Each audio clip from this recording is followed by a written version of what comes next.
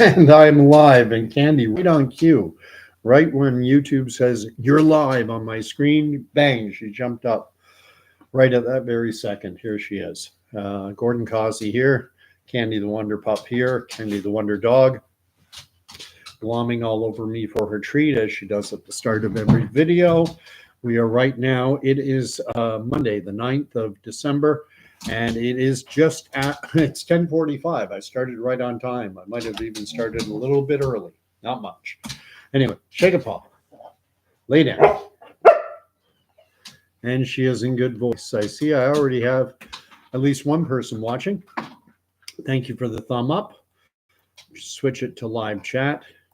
I wanted to apologize about what happened yesterday when I was sharing that scene from the movie Overcomer. You're allowed to share copyrighted material on YouTube, but only it's got to be less than 5 minutes, I think, is the that's the cutoff. And so the video clip I was sharing yesterday was too long. Hello to Binary Speaking, my friend from Facebook now. Glad to see you jumping online. As I always say, I love the engagement. I love the back and forth. I love seeing the live chat comment field filled. It's wonderful. I've got so many amazing people who are coming on to the live for a miserable, pathetic little YouTube station like this with no production values. Just me on a laptop sitting at my dining room table. I have Binary Speaking. Yes, busy Christmas season. Missed a few lives. No worries. No worries. I know that life gets busy. It gets busy for me. I was working tonight until 9 p.m. That's why I'm starting a little later than I have been of late. And short turnaround, I'm back into work at 7 a.m. So I'm not going to make this too long. But anyway, I wanted to share, before I get going on this whole Billy Carson thing, that is blowing up the internet, especially among Christians. And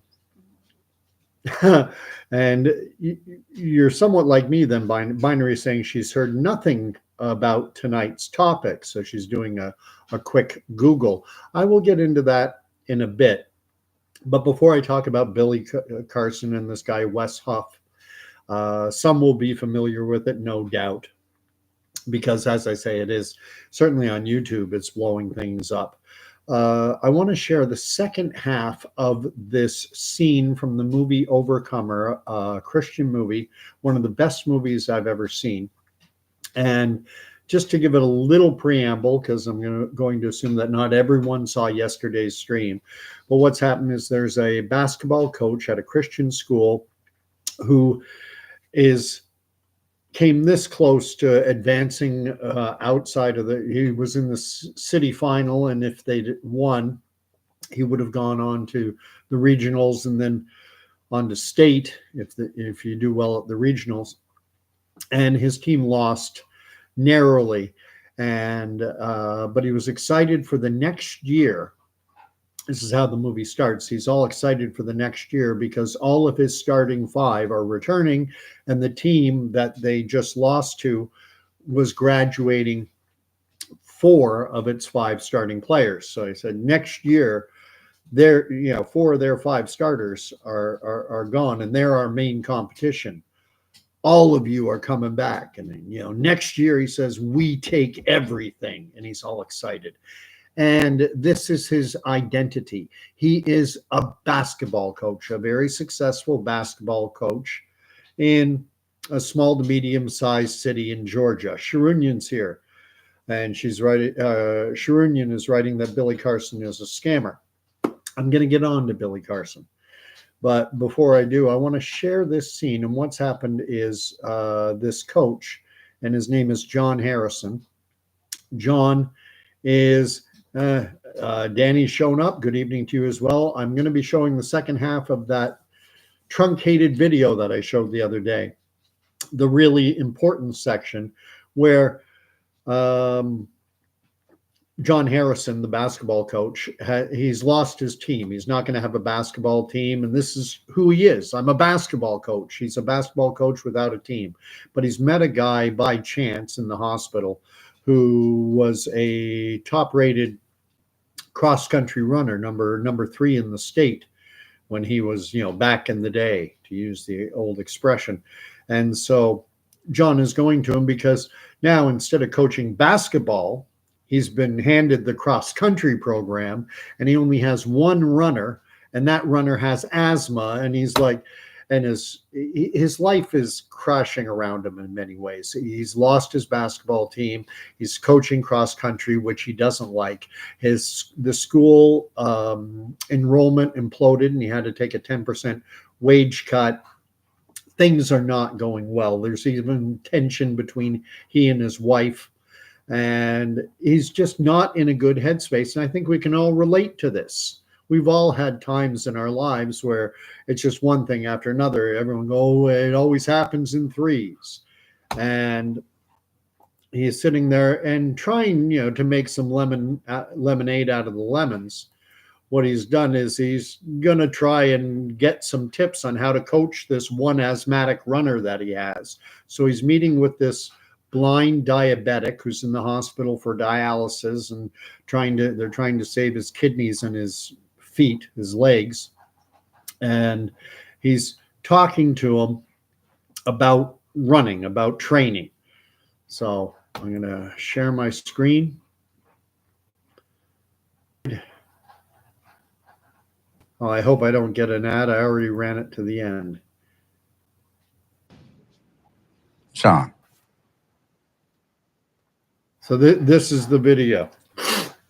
And they've just gone through the training, and he's just told that coach, who you see the back of, the coach has just told this blind diabetic guy he met by chance that, this year I had the schedule, I had the team, this was going to be our year. And then he goes, I'm sorry, I shouldn't be unloading on you. And then this is what ensues. Sean, if I asked you who you are, what's the first thing that comes to mind? I'm a basketball coach. And if that's stripped away? Well, I'm also a history teacher. Okay. We take that away. Who are you? Well, I'm a husband. I'm a father. And God forbid that should ever change. But if it does, who are you?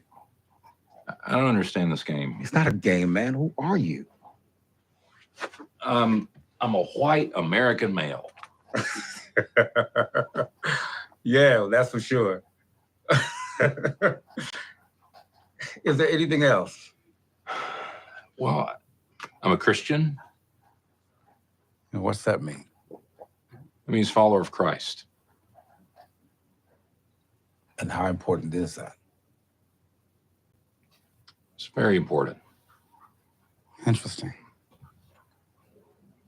All right, so far down your list. Okay, wait a minute. I could have easily said Christian first. Yeah, but you didn't. Look, John, your identity will be tied to whatever you give your heart to. Doesn't sound like the Lord has first place. You're calling me a bad Christian? Let me be a little direct. Last time you were here, you said you'd pray for me. Did you?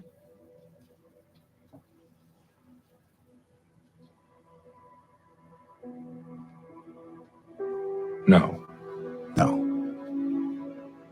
For someone who knows the Lord, you're acting like somebody who doesn't, which makes me wonder, what have you allowed to define you? When you lost your team, it didn't just disappoint you, it devastated you. Something or someone will have first place in your heart. But But when you find your identity in the one who created you, it'll change your whole perspective.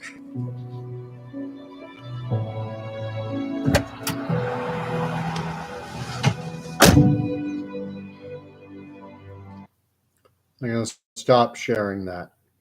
Hope you enjoyed it. It's an amazing movie. Oh,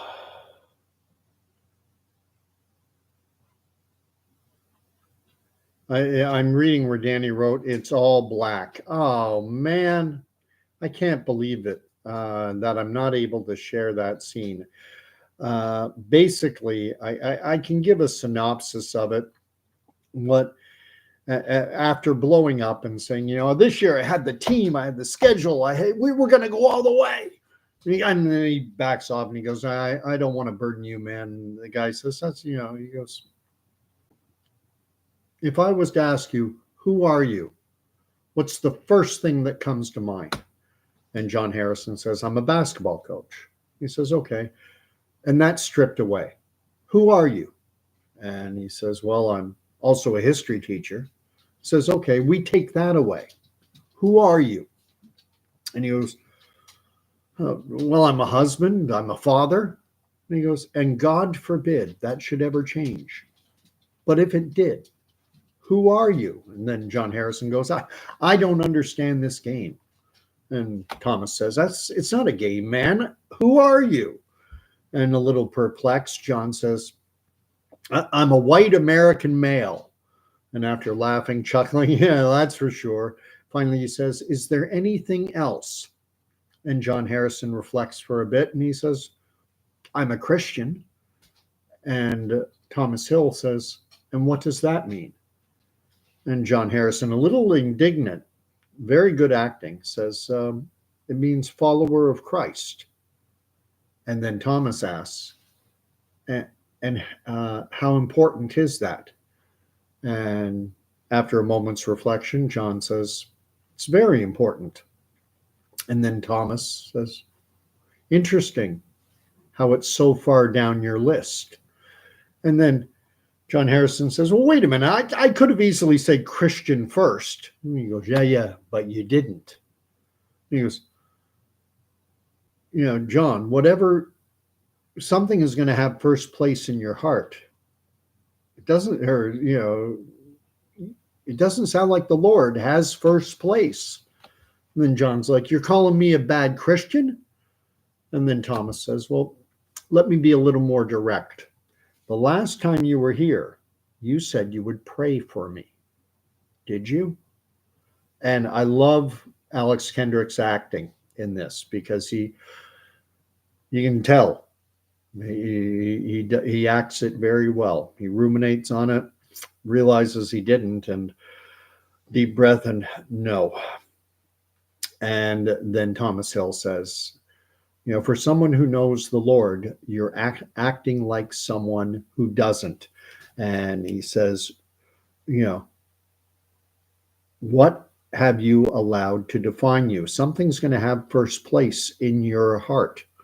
And when you find your identity in the one who created you, it will change your whole perspective.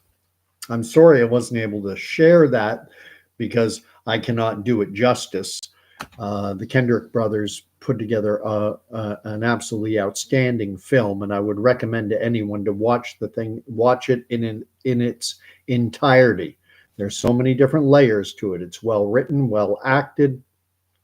Production values are top notch.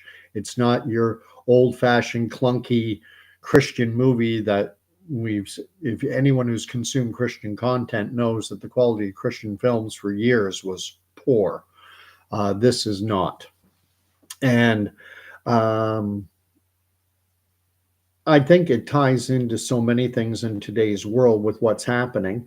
I'm going to be talking tonight about Billy Carson. I'll get right into the topic that's the subject line of this. Sharunian's already familiar with Billy Carson and shares an opinion that many have of this gentleman, saying Billy Carson is a scammer.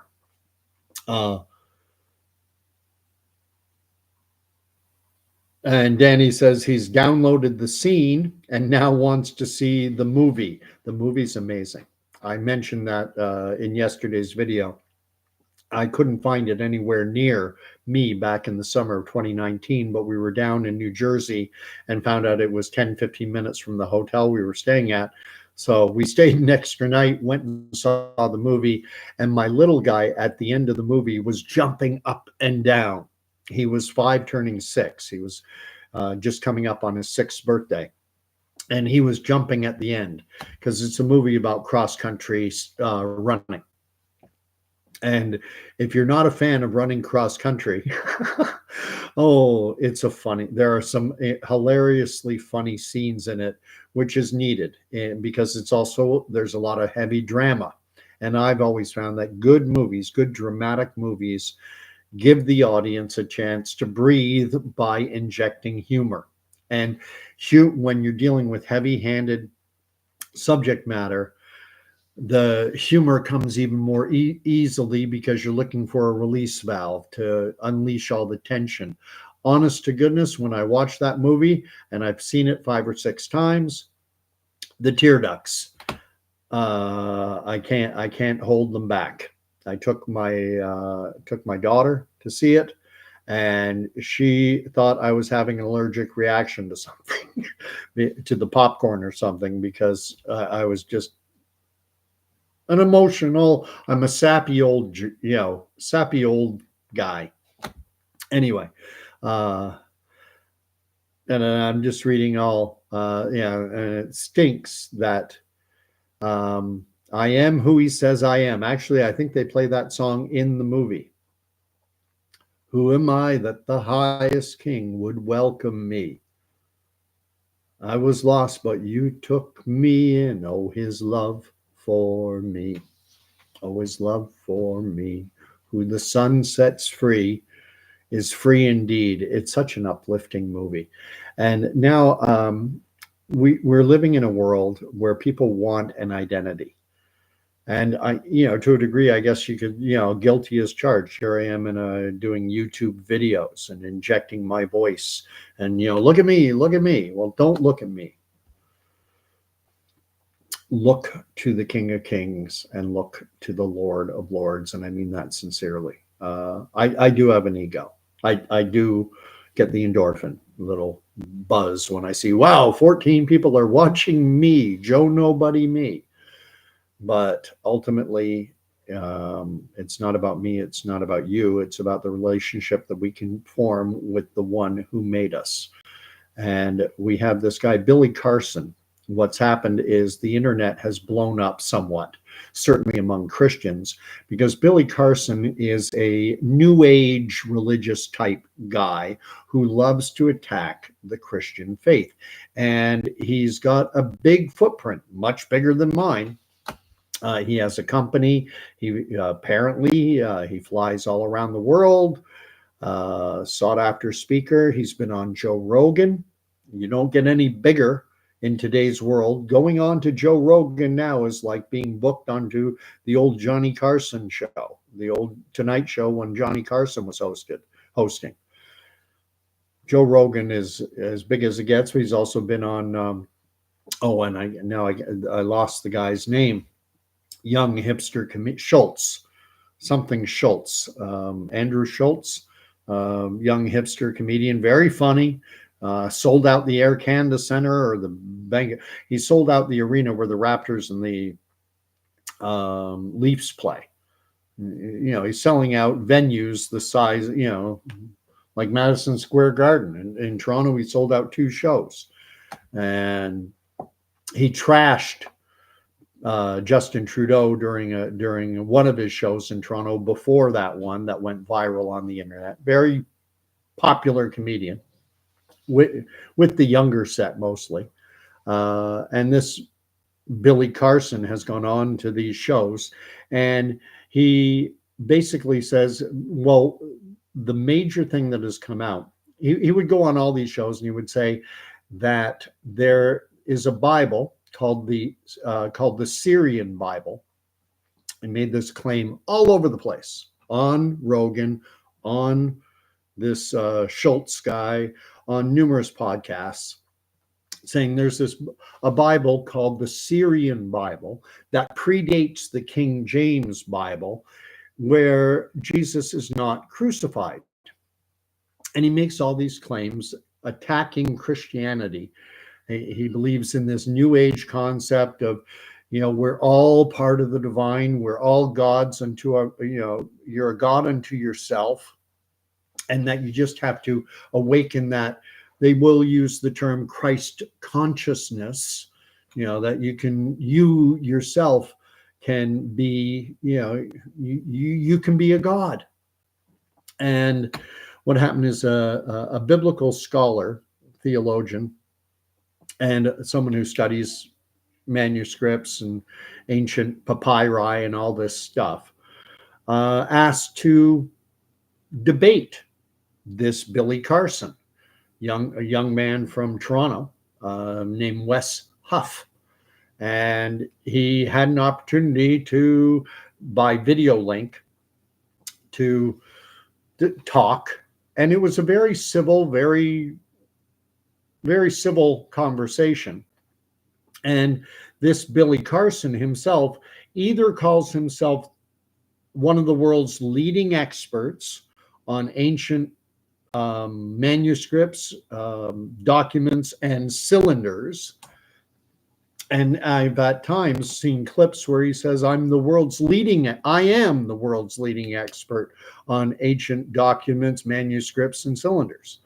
And the world's leading expert. And if you're not going to check into it, he doesn't mention any educational background. If he went to Stanford, Harvard, Oxford, Yale, he doesn't say where he got his accreditation, if he has any accreditation. But that's fair enough. You don't have to have accreditation. You don't have to have letters after your name to be an expert on something. The internet provides a wide range of reputable, verifiable information that you can research just about anything. And the internet is the world's greatest research library. It's also the world's biggest pornographic store. It's also the world's biggest waste of time. It's how you use it. Anyway, this Syrian Bible, I'll leave you to watch the video itself. It's now come out. But what happened was Wes Huff basically destroyed this Billy Carson right off the bat, because he was talking about how this Syrian Bible predating the King James version of the Bible, how it makes no mention of the resurrection. And no one has ever heard of the Syrian Bible. There is no such thing as the Syrian Bible. And basically what happened is someone took a copy of something called the Codex Sinaiticus and was selling it on Amazon under the title The Syrian Bible. But it's not the Syrian Bible, it's the Codex Sinaiticus. And so Wes Huff was able to nail him down and determine that, yes, indeed, what he is talking about is the Codex Sinaiticus, which is a third century, written sometime, it would be fourth century. I always hate centuries because 0 to 100 is the first, 1 to 2 is the second, 2 to 300 is, it goes like that. You're always one behind. We're living in the 21st century now, but it's not 2124, it's 2024. But anyway, this Bible this Codex Sinaiticus comes from, is somewhere in and around 350 AD.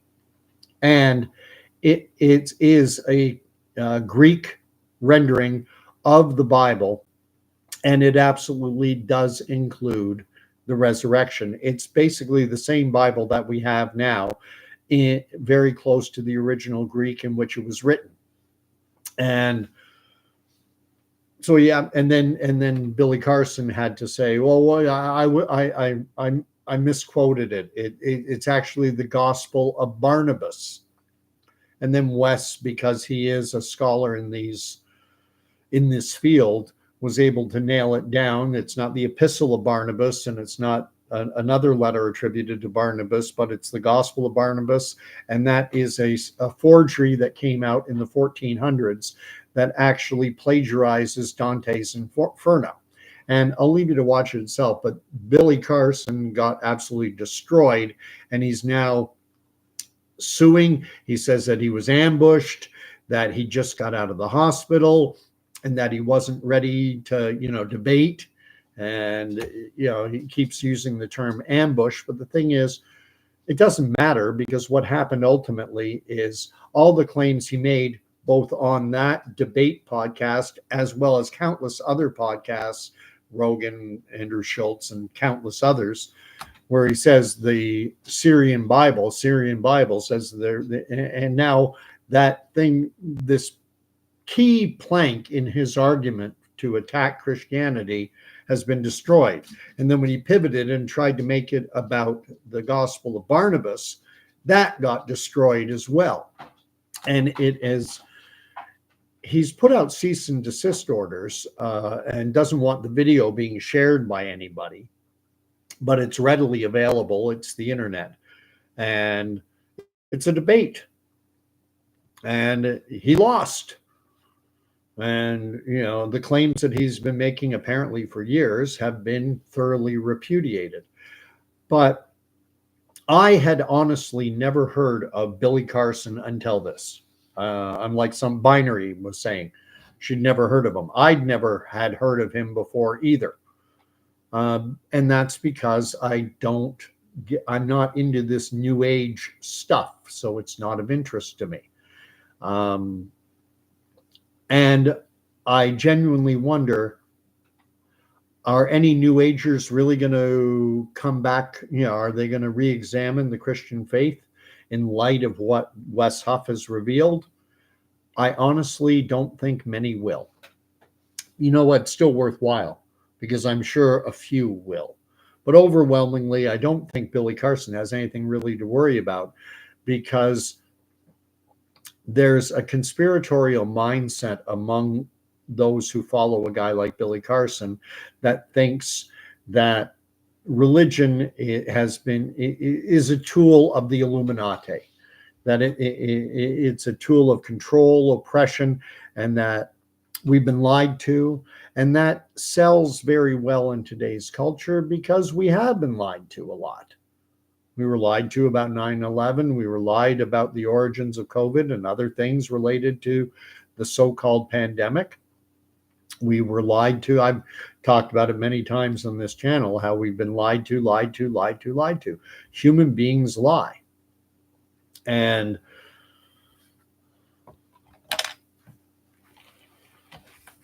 I always have my Bible with me. It's a book you need to read yourself. You need to read the book yourself. I enjoy a good sermon as much as anybody. I've shared sermons on here before, like the one by Alistair Begg about, the man on the middle cross said I could come. There's one by Vodi Bachman that I love, where he tears apart the whole story of the Exodus at the end of the book of Exodus, and the Joseph story, and an amazing sermon. I love a good sermon. But at the same time, you need to go to the source material yourself. You need to read it. You need to understand it. You need to pray for guidance. And man, but we live in a world where we want shortcuts. We don't want to read it ourselves. And so we already typically will have a bias. If you're church attending Christian, raised that way, you're going to gravitate toward the Alistair Beggs, the John MacArthurs, the Vodi Bachmans, the countless other online personalities who they're preaching to the choir. And if you don't believe, if you think that the church is a crock, and that it's just an institution used to control stupid, ignorant people, well, then you're going to gravitate toward voices that espouse that point of view. And so Billy Carson's going to get a big following because there are a lot of people who have grown up in churches and they've been hurt. People have been hurt by the churches because churches are human institutions, and human beings, we suck. Humanity, we suck. No matter how hard we try, we're never going to get there. And a voice like Billy Carson comes along telling you, you can be a god.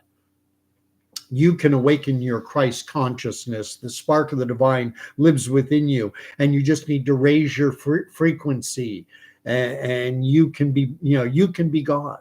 And that is an attractive message in this culture. And it gets back to identity, which was the point of that clip I was showing, is where do you find your identity? And we're living in a culture of narcissism. I'm doing a YouTube video. I'm sitting here right now. I'm talking to my own image. I'm talking to myself. I see the people down here on the side, and I really have to check myself. And my life verse in the Bible is Luke chapter 14, verse 11. All who exalt themselves will be humbled, and he who exalts himself will be humbled, and he who humbles himself will be exalted. There's a lot of passages in the Bible that speak to that. Humble yourself. And how successful am I at it? I don't know. I know I'm not perfect at it. I know that I do, I like the sound of my own voice. A lot of people do. And I think being self-aware of it is the first step towards keeping it in check so that you don't go too far. But this Billy Carson thing, I don't think it's blowing up the internet among Christians, but I doubt that it's having very much of a tangible impact on a guy like Billy Carson on his following. He's playing the race card even in this, because he's a black gentleman, and so it's racist what happened to him. It's unbelievable what's going on in this world. And I want to get back to the theme of identity and finding your identity in the one who made you, the creator of all things, who sent his son, Jesus Christ, and Jesus went to the cross, suffered the most brutal, agonizing, horrible death imaginable. Why? Because we're broken. But first we have to recognize that we're broken, that we're not gods. That, the pineal gland and all this stuff, and we can achieve a higher frequency and, create our own universe. Some of this stuff in this new age, it goes right back to the fall as reported in the second chapter of Genesis. We think we know everything, and we don't. I was thinking earlier today when, ruminating at work over what might I want to talk about tonight. And I was thinking of Solomon. Solomon wrote 3 books of the Bible.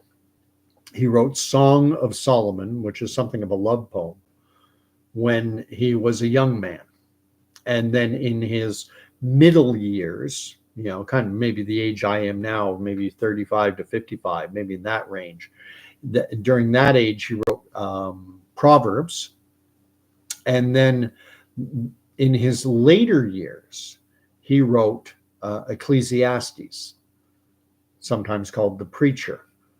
And there's a definite difference in tone between the 3 books.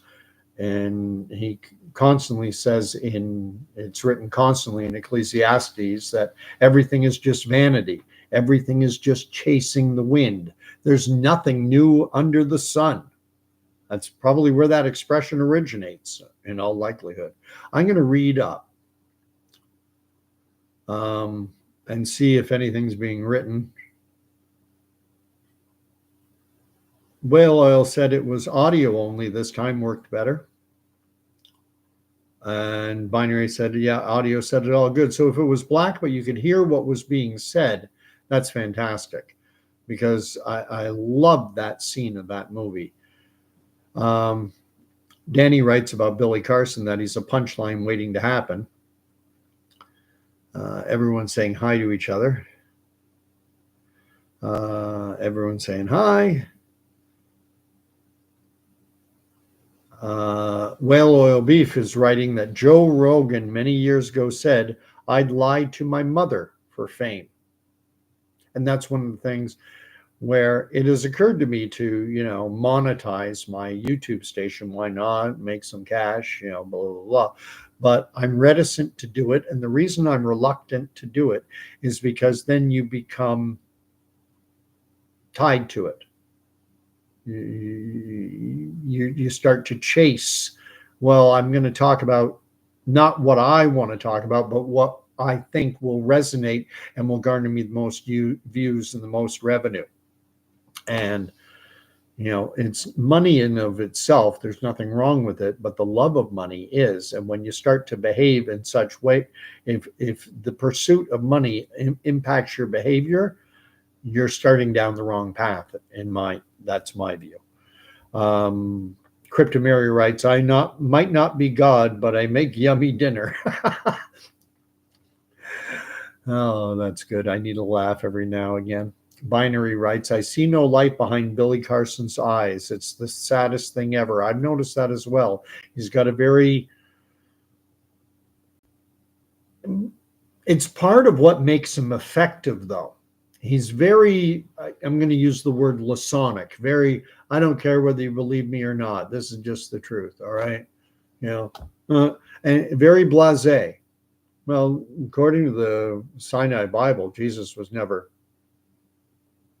crucified. There was no resurrection. You can look it up.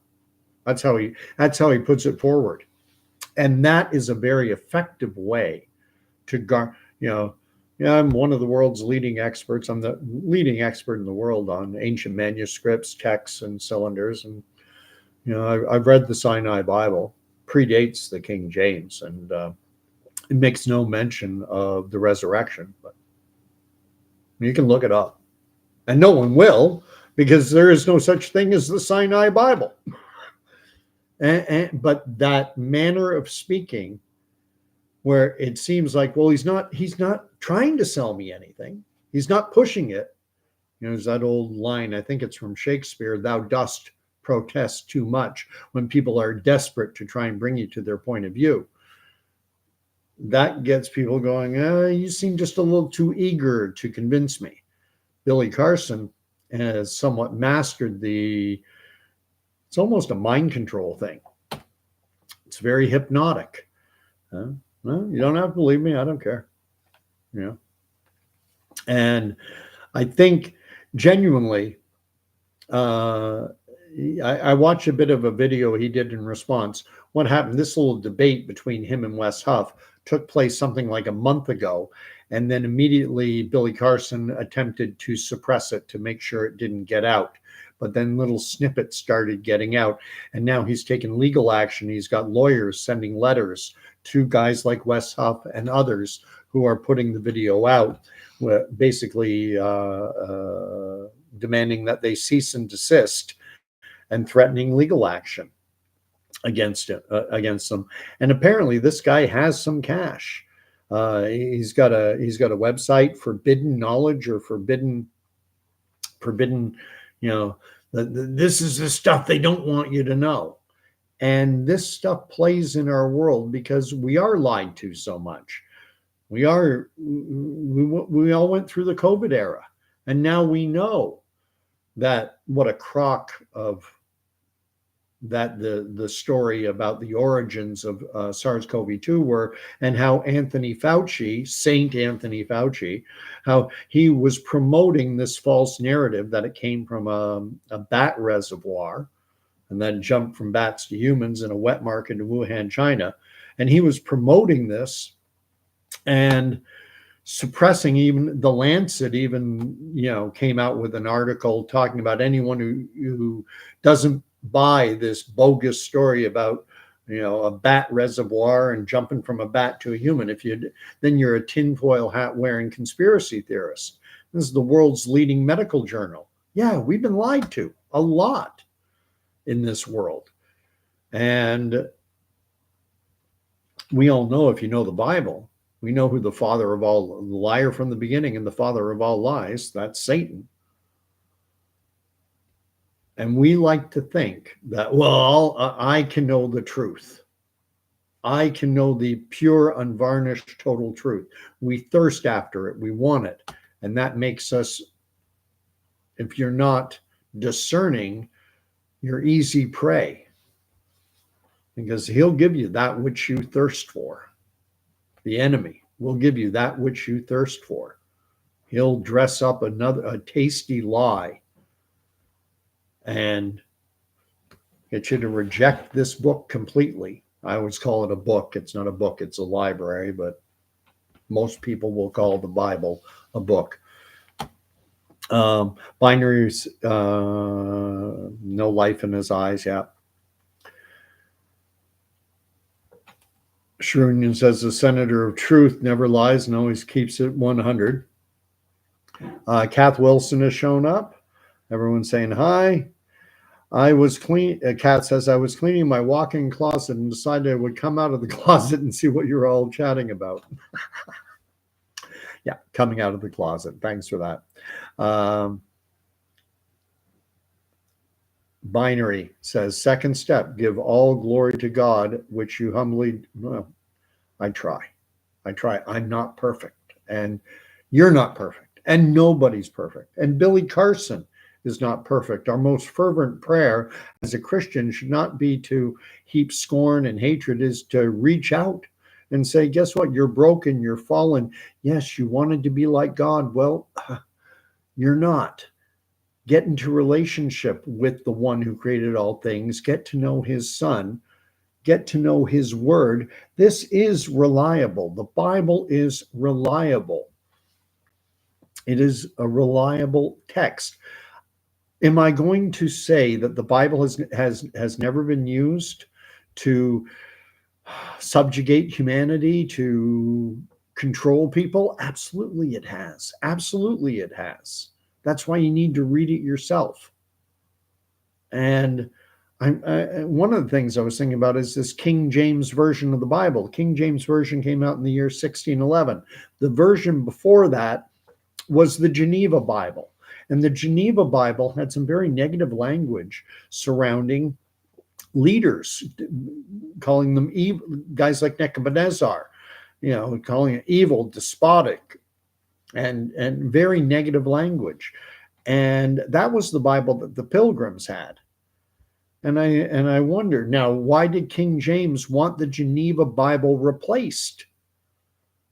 Because I would submit that he wanted some of that language that encouraged people to push back against authority figures. He wanted that language softened. And I haven't done enough reading on it yet, but I have looked at some passages, some verses, comparing the King James versus the Geneva Bible, and I do notice a difference. But I don't have the time, quite frankly, to do a master's PhD level thesis type study into the differences and the changes from the Geneva to the King James version of the Bible. There probably has been a few master's level, PhD level theses done on a weighty subject matter like that. So what happens in today's world so often, an individual such as myself, and I have fallen prey to this myself, is I seek out someone who shares I have a pejoratively biased view in favor. I'm looking positively on the Geneva Bible and a little less positively on the King James Version. And all that needs to happen is for someone to come out professing themselves to be an expert, pulling out research they've done. And I don't have the time to fact check everything. But I'm hearing what I want to hear. And so, hey, I'm all in. And that's how guys like Billy Carson operate. It's the same idea. People with an already fixed idea, they don't have the time. They don't have the time to pour through these ancient manuscripts and things. And it's, thanks to a guy like Wes Huff, who was able to go on and basically take down not Billy Carson. He just took down his arguments, his evidence, the Sinai Bible, the Gospel of Barabbas. Anyway, reading on.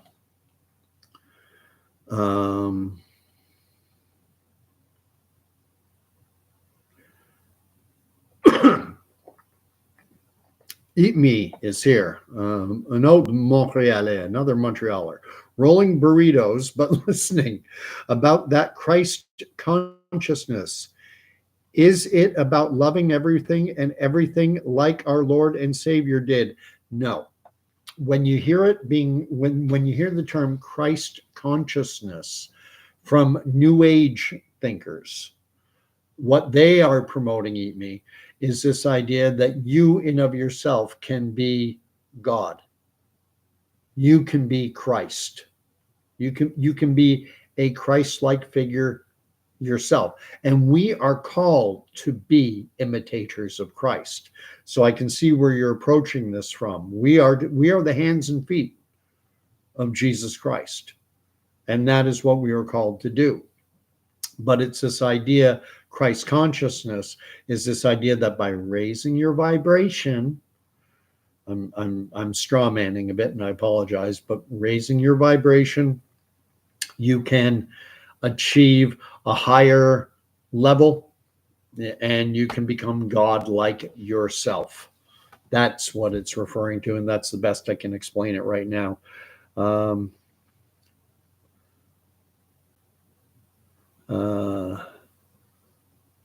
Amy writes, Salut, je papote, mais j'écoute. I don't even know what papote means. That's got to be Québécois en masse. Everyone's saying hi. Amy en français is writing, c'est quoi cette merde à propos de MEC que Gordon parle? What is this what is this? Il faut me dire qu'est-ce que c'est mec. Qu'est-ce que ça veut dire mec? What does mec mean, Eat Me? You can't write in French. I'm going to understand most of it. You know that already. Binary is writing that why the ESV, the ASV, and the NASB are good, as word for word as possible. That's her opinion, is that the English Standard, and I don't know what the other acronyms mean, the ASV and the NASB. Mine is English Standard. That's been the Standard Revised. That's been my go-to. But the way you translate things can make a difference.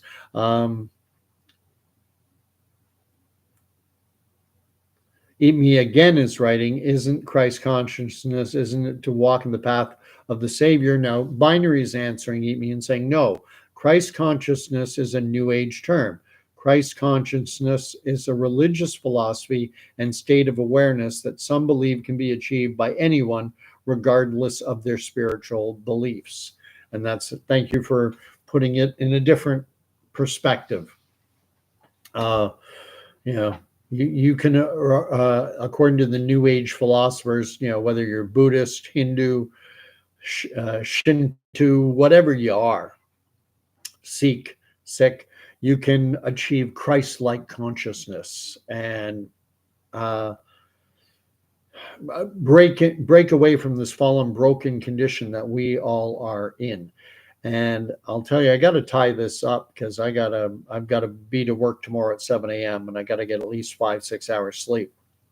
But man, 23 people are watching right now, and I think it's because Billy Carson is the name. People are either discovering him or they knew about him casually, and now all of a sudden it's what are people saying about this guy? And Billy Carson doesn't matter. I don't matter. Binary doesn't matter. Eat me doesn't matter. None of us matter in of ourselves. That's a horrible way of putting it. And I'm just going off the top of my head. So pardon me. You do matter. But you need to find your identity in the one who created you. And then you'll find out who you really are. The creator defines the creation. And we in our culture have been taught to divorce ourselves from the creator and to be creators unto ourselves and to think of ourselves. Narcissism is basically that's our culture. That's our culture. Sate your every desire. Indulge yourself. Live decadently. Indulge. And, make live for today. Carpe diem. Seize the day. No need to sacrifice. I mentioned the lyrics to a song by Great Big Sea. I want to live consequence free. I want to live like nothing really matters. This life is all there is. So it's existentialism. You need to find your own personal meaning. There's no broader meaning. When you die, you're going into the ground and you're going to be meat for the worms. That is the narrative of the culture in which we live. That is not the narrative of the one who created us. We are not a random accident. We didn't just spring out of the primordial soup because someone sprinkled or there was some magic pixie dust around billions of years ago. We are a creation. We were made. And the creator gets to define what his creation is. If a potter makes a coffee cup, the cup cannot turn around and say, well, I don't want to be a coffee cup. I want to be a dinner plate. Well, you can want to be a dinner plate. You can want to be a dinner plate, but you're not going to be. The best you can do is to realize that you were created as a cup and then to be the best cup that you can be. But now we live in a culture where I was created as a male. That's how I was made. I have an X and a Y chromosome. That's what I am. But I have certain aspects of my personality that are more attuned with what is broadly considered by the culture to be feminine personality traits. So, hey, I want to be a woman. And you have to recognize me a woman because I'm the center of the universe. Everything revolves around me. And if I say I'm a woman, you've got to acknowledge my subjective reality. This world that we're living in is gone crazy. And I don't know how much longer it's going to last. I did a video recently about reading about 2 Thessalonians, about the one restraining being taken out of the way and the, a spirit of lawlessness coming over. We just had this kid, 25, 26 years old, who's been discovered. They've arrested the kid who is widely suspected to be the killer of that CEO. And the restrainer's getting out of the way. And it's a logical progression. When everyone becomes a god unto themselves, well, anarchy is going to ensue. We are heading towards anarchy. And the only thing that's going to stop it, it's not a strong-arm political leader. The only one who's going to put a halt to it is the one who created us. The king is coming back. I don't know when. I'm not setting any dates. I'm not saying the end is near, the end is nigh. He is coming back. Is it next week, next month, next year, 10 years, 20 years, 50 years? I don't know. But we are to live in expectation that he is coming back tomorrow. Then we are oriented in the right direction. Binary saying that 7 a.m. Haha. Yuck, she's not a morning person. Rough Side Design says, look into the pineal and this sacral fluid that goes up the spine, 33 vertebrae, and we use only 3 to 4% of our brain. It sounds like you're onto the New Age stuff. And for what it's worth, the New Age stuff does contain truths. Yes, we do have a pineal gland. And yes, the chemicals and things that we consume now atrophy it. Can't kill it, but they atrophy it. And I honestly think that's being done by design because it diminishes a person's spiritual self-awareness, recognizing that I'm not God, but there is a God. There is a God.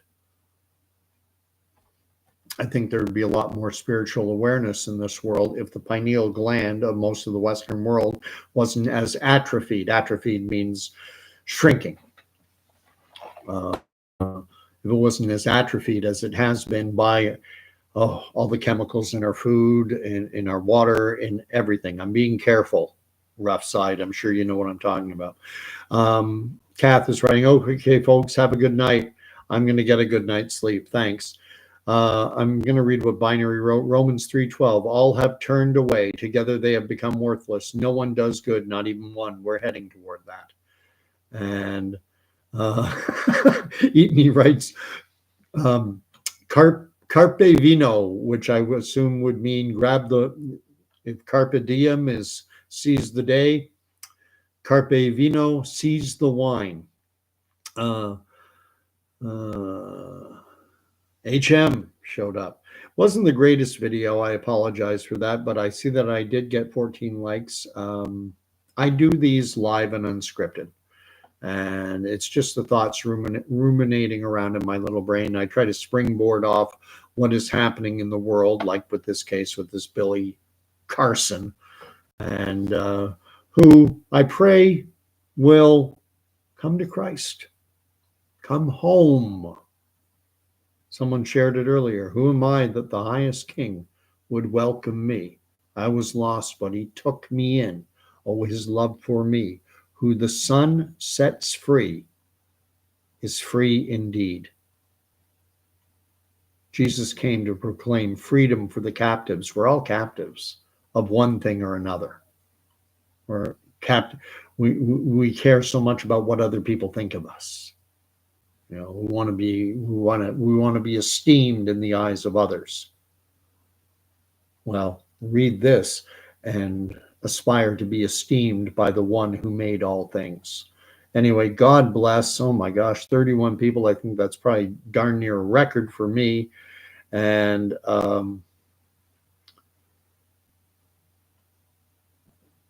everyone have a good night. And I'm going to end my stream the way I always do. These are not my words, but I ask you to receive them. Let them penetrate you. It's from the book of Numbers. May the Lord bless and keep you. May the Lord make his face to shine upon you. And may the Lord God, creator of all things, may he grant you peace. And know that he will. All right. Probably talk to you tomorrow night when I'm not starting a shift at 7 a.m. Anyway, we'll talk to you soon. God bless.